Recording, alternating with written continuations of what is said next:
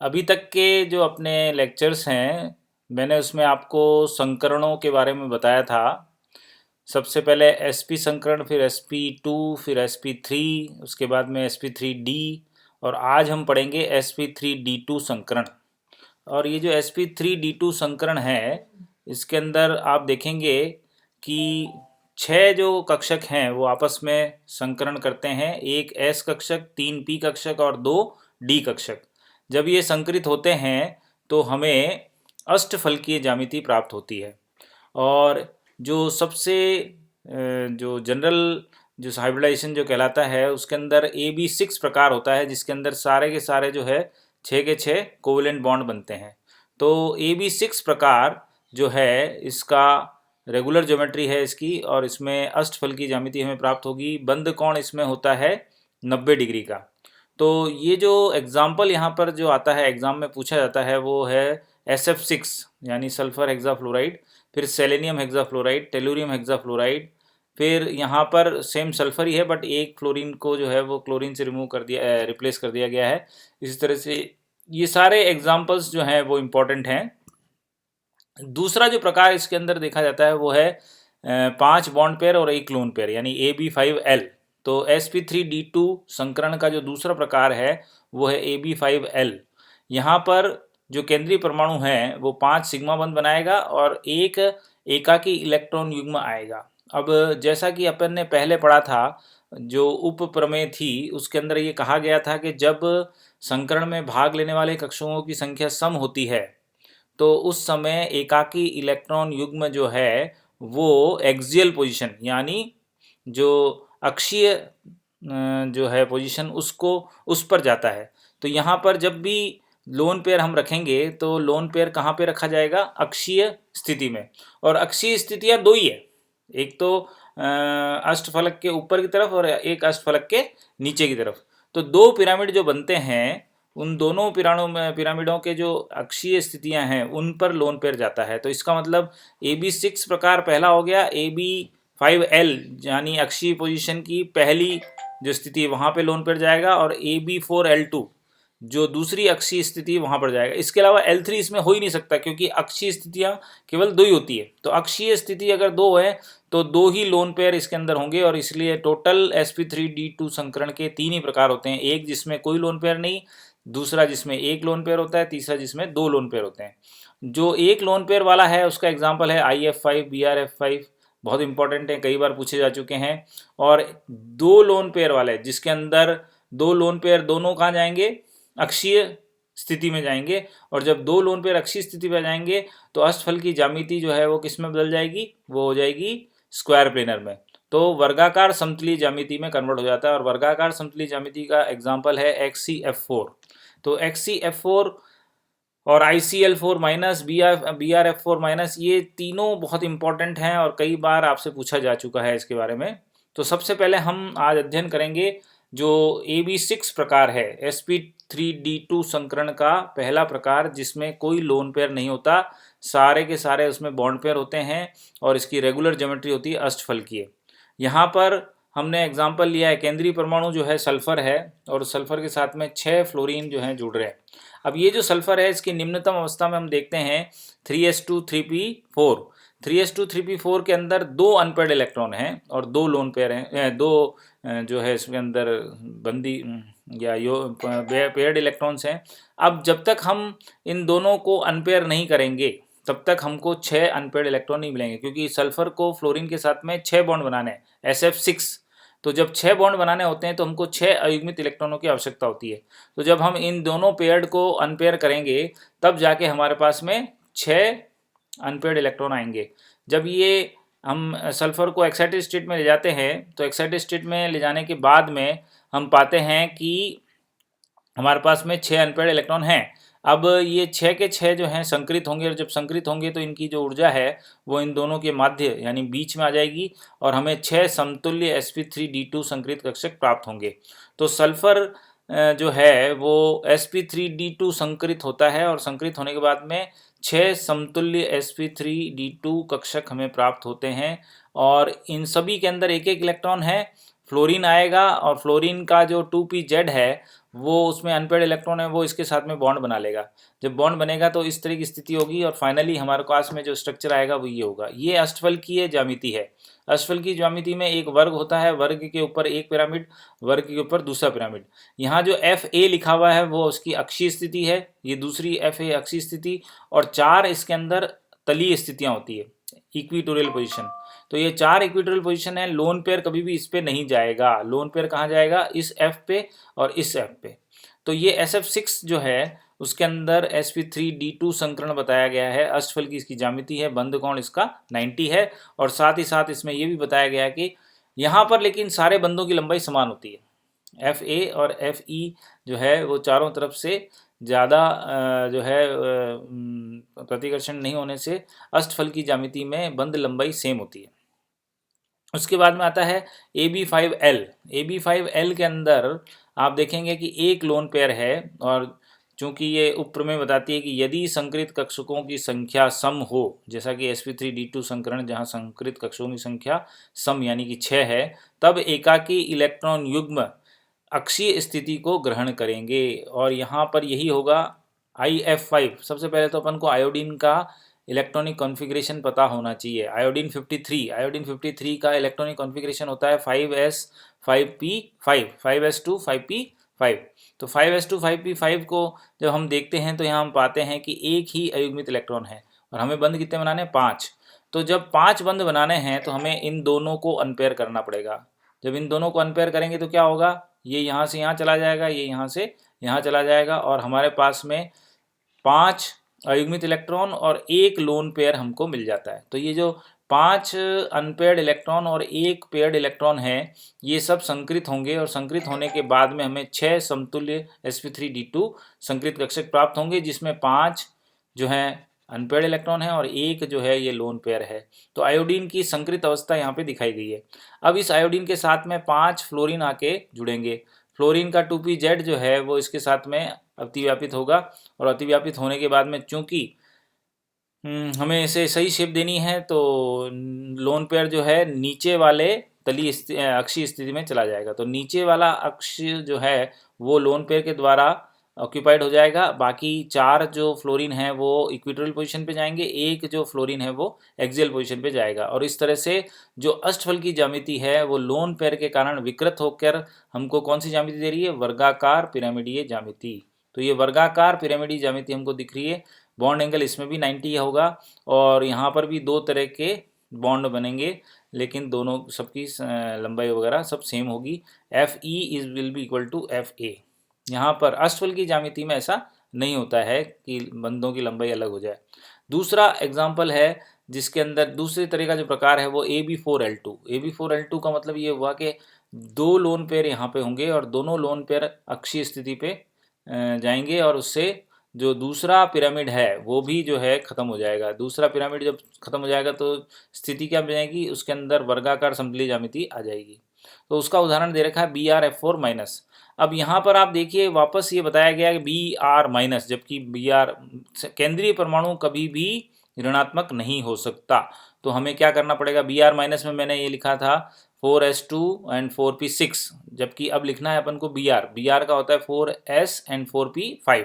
तो ये 4s 4p5 यहाँ पे शो कर रखा है। उसके बाद में आप देखेंगे यहाँ पर हम इसको क्या करेंगे? एक्साइटेड स्टेट में ले जाएंगे। एक्साइटेड स्टेट में ले जाने के बाद में आप देख रहे हैं कि एक इलेक्ट्रॉन को तो हमने एक्साइट कर दिया, तो ये 3 अयुग्मित इलेक्ट्रॉन हो जाएगा। लेकिन 3 अयुग्मित इलेक्ट्रॉन के बाद में एक जो रिक्त कक्षक है 4D का, जो एक रिक्त कक्षक है वो भी इसमें भाग लेगा। तो संकरण में भाग लेने वाले कक्षक हर प्रकार के हो गए, पूर्णपूरित, अर्धपूरित वाले 3, और एक जो है वो पूरा रिक्त कक्षक होगा। तो रिक्त कक्षक, 3 अर्धपूरित कक्षक और 2 पूर्णपूरित कक्षक, ये 6 मिलकर जो है sp3d2 संकरित कक्षक बनाएंगे। और इस 6 sp3d2 जो कि समतुल्य एक ही एनर्जी के हैं, एक ही आकार के हैं, उनमें से 2 लोन पेयर हैं, 3 बॉन्ड पेयर बनाएंगे यानी कोवेलेंट बॉन्ड बनाएंगे, और एक जो रिक्त है वो आपको कोऑर्डिनेट बॉन्ड बना के देगा, यानी वहाँ पे उप सहसंयोजक बंध बनेगा, और फ्लोरीन F- आएगा। F- अपने दोनों इलेक्ट्रॉन यहाँ पे देगा। तो इस तरह से उप सहसंयोजक बंध का निर्माण होगा।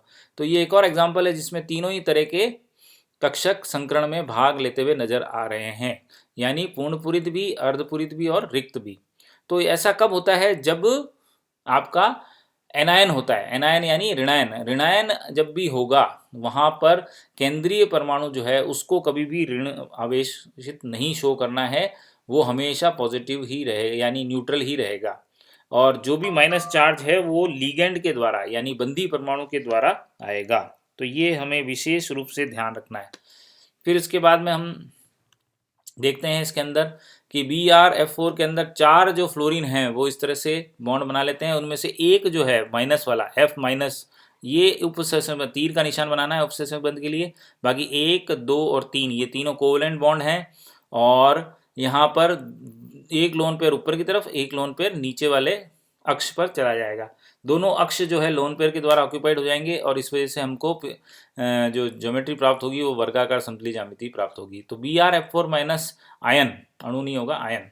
इस आयन के अंदर आप देख रहे हैं sp3d2 संकरण, प्रकार हो गया AB4L2, वर्गाकार समतली ज्यामिति, बंध कोण 90 डिग्री का। तो इस तरह से यहाँ पर एक्सियल बॉन्ड नहीं है, चारों के चारों इक्विटोरियल बॉन्ड ही हैं, बॉन्ड एंगल 90 का ही रहेगा। तो ये मैंने जो उदाहरण दिया है वो है sp3d2 यानी अष्टफल की ज्यामिति, जो 3 प्रकार के हमको इसमें देखने को मिले। एक रेगुलर ज्योमेट्री, उसके बाद में पिरामिडीय, उसके बाद में स्क्वायर प्लेनर। अब आता है अंतिम प्रकार का संकरण। जो अंतिम प्रकार का संकरण है वो है sp3d3। sp3d3 यानी अगेन यहाँ पर विषम संख्या में जो है कक्षक भाग ले रहे हैं, 7 यानी विषम संख्या। तो एक S है, 3 P हैं और 3 D हैं, टोटल 7 जो है कक्षक संकरण में भाग लेते हैं। और जब ऐसा होता है तो ज्योमेट्री जो हमें प्राप्त होती है, जो रेगुलर ज्योमेट्री जो प्राप्त होती है वो होती है पंचभुजीय द्विपिरामिडीय यानी पेंटागोनल बाईपिरामिडल। पेंटागोनल बाईपिरामिडल के अंदर जो बॉन्ड बनते हैं वो 72 डिग्री का होता है, जो कि तलीय स्थिति में जो 5 बंद होते हैं उनके बीच में होता है। और जो अक्ष पर होते हैं वो तल से 90 डिग्री के बॉन्ड एंगल पे होते हैं। तो दो यहाँ पर भी बॉन्ड प्राप्त होंगे, तलीय बंद जो कि छोटे होंगे और अक्षीय बंद जो कि बड़े होंगे। और यहाँ पर भी 2 तरह के बॉन्ड एंगल हमको मिलेंगे, 72 और 90। तो 90 डिग्री एंड 72 डिग्री 2 तरह के बॉन्ड यहाँ पर बॉन्ड एंगल हमको देखने को मिलते हैं। लेकिन जहाँ तक प्रकार की बात है यहाँ 2 ही प्रकार हैं, और वो कौन सा है? AB7 प्रकार और AB6L, यानी एक लोन पेयर यहाँ पर आएगा और वो लोन पेयर कहाँ जाएगा? इक्वेटोरियल पोजीशन पे। तो AB7 जो कि नॉर्मल ज्योमेट्री रेगुलर ज्योमेट्री है उसका एग्जांपल है IF7। और IF7 के अंदर आयोडीन आपका केंद्रीय परमाणु है। आयोडीन केंद्रीय परमाणु में 5s2 5p 5 इसका इलेक्ट्रॉनिक विन्यास है, तो 5 हमारे पास में यहाँ पर है। लेकिन हमें कितने बंध बनाने हैं? 7। तो 7 बंध बनाने के लिए 7 अयुग्मित इलेक्ट्रॉन होने चाहिए, यहाँ पर एक ही अयुग्मित इलेक्ट्रॉन है। तो अब क्या होगा? ये तीनों के तीनों अनपेयर होंगे। जब तीनों अनपेयर होंगे तो 6 अनपेयर्ड इलेक्ट्रॉन हमको और मिल जाएंगे। टोटल कितने हो गए? 7। तो 7 सहसंयोजक बंध बनाने के लिए हमारे पास में अब 7 अनपेयर्ड इलेक्ट्रॉन उपलब्ध हैं। अब ये संकरित होंगे तो 7 sp3d3 संकरित कक्षक हमें प्राप्त होंगे। और ये जो 7 sp3d3 संकरित कक्षक हैं वो जब संकरित होंगे तो हमें इस तरह की पंचभुजीय द्विपिरामिडीय संरचना देखने को मिलेगी। तो IF7 की पंचभुजीय द्विपिरामिडीय ज्योमेट्री यहाँ पर दिखाई गई है। और यहाँ पर आप देख रहे हैं बॉन्ड एंगल 72 का है और ये जो तल के साथ में जो अक्षीय बंध है वो 90 डिग्री के एंगल पे है।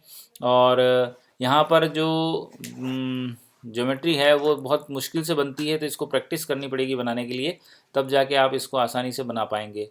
पहली बार में ये जो ज्योमेट्री है वो टेढ़ी मेढ़ी बनेगी, लेकिन once you practise you will be able to draw.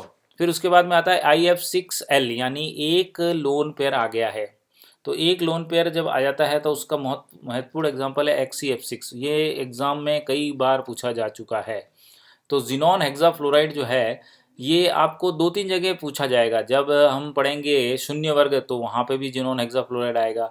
जब हम इंटर हेलोजन कंपाउंड पढ़ेंगे, हेलोजेंस पढ़ेंगे, तो भी ये कंपाउंड पूछा जाएगा। तो एक ही क्वेश्चन 3 चैप्टर में पूछा जा सकता है। तो इसलिए जिनॉन डाईफ्लोराइड, जिनॉन हेक्साफ्लोराइड और जिनॉन टेट्राफ्लोराइड ये तीनों ही बहुत इंपॉर्टेंट है।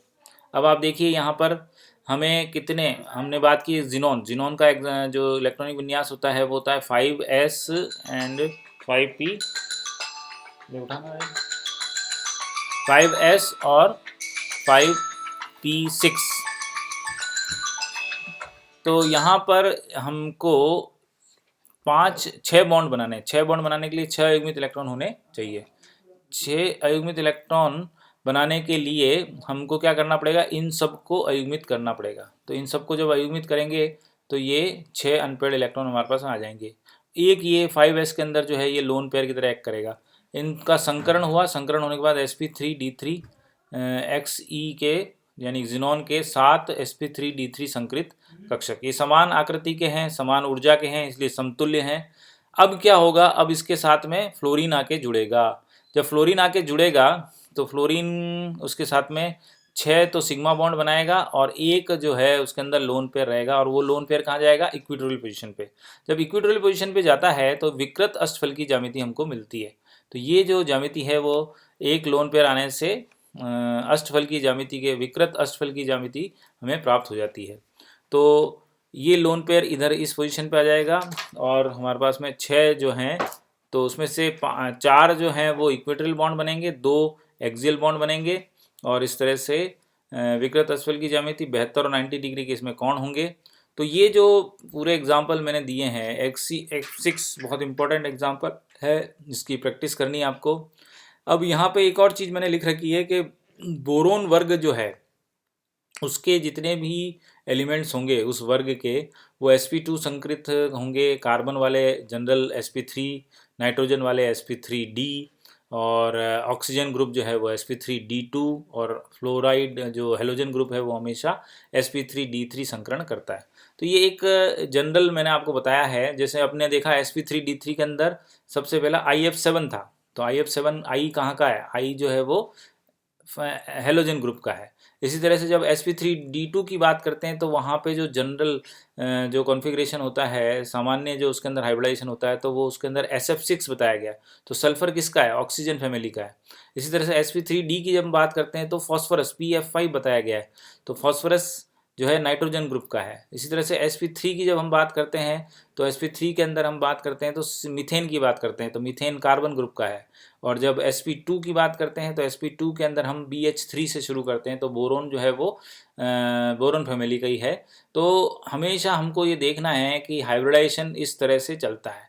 ये आपको एक हिंट सा दिया गया है, और लेकिन जब प्रैक्टिस करोगे, और जो पहले लेक्चर में मैंने आपको जो टेबल दी थी उस टेबल के अंदर जितने भी एग्जाम्पल शो हुए हैं उन सब की आपको प्रैक्टिस करनी है।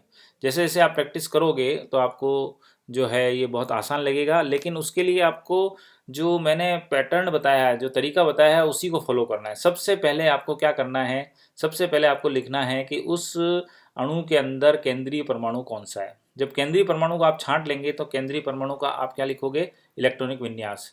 जब केंद्रीय परमाणु का इलेक्ट्रॉनिक विन्यास लिखोगे उसके बाद आप देखोगे कि केंद्रीय परमाणु ने कितने बॉन्ड बना रखे हैं। जैसे SF6 की बात करें तो SF6 के अंदर केंद्रीय परमाणु सल्फर है और उसके साथ में 6 बॉन्ड फ्लोरीन ने बना रखे हैं, तो बंधित परमाणु 6 हैं। जब बंधित परमाणु 6 हैं तो बंधित परमाणु 6 होने से हमको 6 अनपेयर्ड इलेक्ट्रॉन की आवश्यकता होगी, तो हम लिखेंगे बंधों की संख्या 6, आवश्यक अयुग्मित इलेक्ट्रॉनों की संख्या 6। अब हम क्या करेंगे, सबसे पहले उस केंद्रीय परमाणु का निम्नतम अवस्था लिखेंगे, यानी इलेक्ट्रॉनिक विन्यास उसका लिखेंगे और उसको ऊर्जा के बढ़ते क्रम में रखेंगे। निम्नतम स्तर जब बना लेंगे, निम्नतम अवस्था जब लिख लेंगे उसकी बना देंगे, तो निम्नतम अवस्था में देखेंगे कि बंध बनाने के लिए आवश्यक अयुग्मित इलेक्ट्रॉन उसमें है या नहीं है, और नहीं है तो हम क्या करेंगे, निम्नतम अवस्था से उत्तेजित अवस्था में चले जाएंगे। एक बार जब उत्तेजित अवस्था में आ जाएंगे तो हमें जितने बंध बनाने हैं उतने अयुग्मित इलेक्ट्रॉन मिल जाएंगे। जब उतने अयुग्मित इलेक्ट्रॉन मिल जाते हैं तब वे समस्त कक्षक आपस में संकृत होते हैं, और संकृत होने से समान ऊर्जा और समान आकृति के हमें उतनी ही संख्या में जो है संकृत कक्षक प्राप्त होते हैं। जब एक बार संकरण हो गया तो यानी हर जितने भी जो मॉलिक्यूल्स लोगे उसको जो हम समझाएंगे VBT से, संपूर्ण हाइब्रिडाइजेशन से, तो हमें ये 3 स्टेप लिखनी पड़ेगी, निम्नतम अवस्था, उत्तेजित अवस्था और संकृत अवस्था। कईयों में उत्तेजित अवस्था की जरूरत नहीं होती है, तो वहाँ हम उत्तेजित अवस्था नहीं बनाएंगे, वहाँ पे डायरेक्ट निम्नतम अवस्था से हम चले जाएंगे संकृत अवस्था में। फिर उसके बाद में जब आपका बॉन्डिंग हो जाती है तो बॉन्डिंग होने के बाद में आपको हर एक का डायग्राम बनाना है। डायग्राम बनाने के बाद में आपको निष्कर्ष लिखना है, कंक्लूजन लिखना है। और कंक्लूजन में आप लिखोगे जैसा यहाँ बता रखा है, कंक्लूजन ये XeF2 अणु का कंक्लूजन है। क्या है कि उसके अंदर sp3d2 संकरण है, उसका प्रकार भी लिखना पड़ेगा कि कौन से प्रकार का है, ये AB6L प्रकार का संकरण है। उसके बाद में उसकी क्या ज्यामिति है, ज्यामिति हो गई विकृत अष्टफल की ज्यामिति। उसके बाद आपको लिखना पड़ता है बंद कोण कितने का, ये लिखना पड़ेगा। तो ये सारी चीज़ें जब आप लिखते हैं और डायग्राम बना देते हैं तो आपको पूर्ण नंबर प्राप्त होते हैं। तो इस तरह से आज ये जो नॉर्मल संकरण है वो ख़त्म हो गया है। अब जो नेक्स्ट अपना लेक्चर होगा उसके अंदर हम देखेंगे कि ऋणायन धनायन और कार्बन कार्बन डबल बॉन्ड रखने वाले जो हैं विशेष अणु हैं, उनके अंदर संकरण कैसे समझते हैं अपन, वो मैं आपको नेक्स्ट लेक्चर में बताऊंगा। Thank you.